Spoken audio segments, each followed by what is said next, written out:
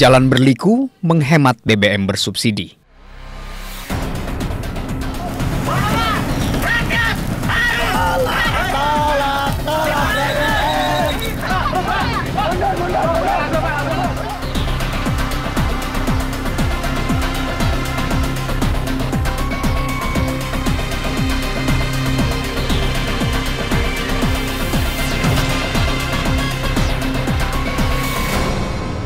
Entah mengapa, untuk menghemat konsumsi bahan bakar minyak bersubsidi, pemerintah Susilo Bambang Yudhoyono dan Budiono harus menempuh jalan berliku.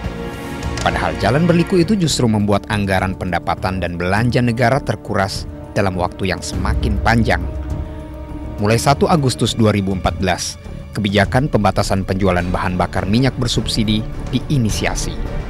Cara itu merupakan cara kesekian selain upaya menekan konsumsi lewat menaikkan harga BBM dan juga substitusi bahan bakar fosil melalui penggunaan bahan bakar baru dan terbarukan.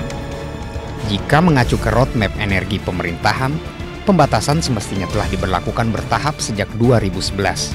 Namun baru setahun kemudian, rencana pembatasan mencuat ke publik. Ketika itu, kendaraan dengan kapasitas mesin 1.500 cc dilarang menggunakan BBM bersubsidi. Namun rencana itu pun menguap begitu saja.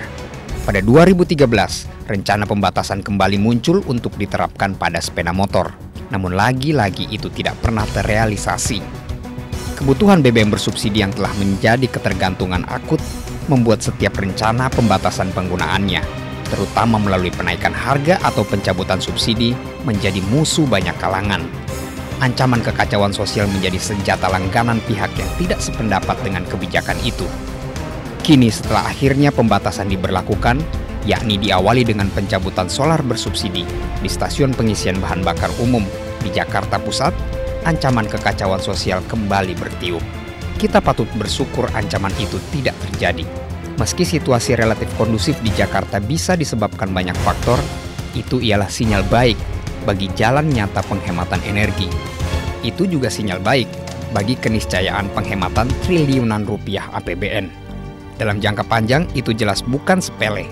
Pembatasan BBM bersubsidi selama 2 hingga 3 tahun saja diperkirakan dapat menghemat keuangan negara hingga 40%. Meski begitu, kelemahan teknis di sana-sini juga harus menjadi cambuk untuk memperbaiki penerapan pembatasan selanjutnya. Beralihnya konsumen BBM bersubsidi ke luar Jakarta Pusat harus diantisipasi dengan baik jika ingin kekacauan distribusi BBM tetap hanya ancaman. Tanpa kesiapan sistem peralihan di lapangan, langkah pertama itu akan justru jadi bumerang.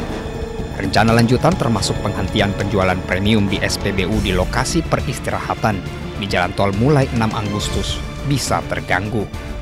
Kebijakan pembatasan BBM bersubsidi baik seperti yang dilakukan di Jakarta Pusat maupun kelak di SPBU di tempat istirahat di jalan tol sesungguhnya hanya kebijakan parsial. Parsial karena penerapannya sekedar bertujuan menghindari terlampaunya kuota BBM bersubsidi.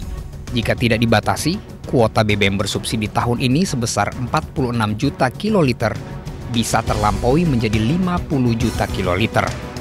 Sesungguhnya resep mujarab untuk menghemat BBM dan APBN ialah dengan mencabut subsidi BBM. Itulah tantangan bagi Presiden dan Wakil Presiden terpilih Joko Widodo dan Yusuf Kala di permulaan pemerintahan mereka. Mencabut subsidi BBM merupakan langkah strategis yang tidak berliku sehingga APBN bisa segera dihemat dan penggunaannya dialihkan untuk subsidi yang lebih produktif. Lebih jauh lagi, pencabutan subsidi BBM mutlak diimbangi keseriusan pengembangan energi terbarukan. Itu menjadi hal yang tidak bisa ditawarkan karena itulah muara yang sebenarnya dinanti bangsa ini. Ketergantungan terhadap energi fosil ialah musuh. Namun ketergantungan terhadap energi terbarukan justru menjadi masa depan. Itu bukan saja untuk Indonesia, melainkan juga dunia. Pemerintah Presiden Susilo Bambang Yudhoyono telah memutuskan untuk mengurangi ketergantungan terhadap minyak dari 50% menjadi 23%, serta meningkatkan pemanfaatan energi terbarukan dari 6% menjadi 23% pada 2025. Namun, rencana pemanfaatan energi terbarukan itu bakal menguap lagi bila tidak diawali dengan pembatasan penggunaan BBM bersubsidi melalui penaikan harga. Merangsang produksi dan penggunaan energi baru dan terbarukan ini juga menjadi tugas Jokowi JK di awal pemerintahan mereka.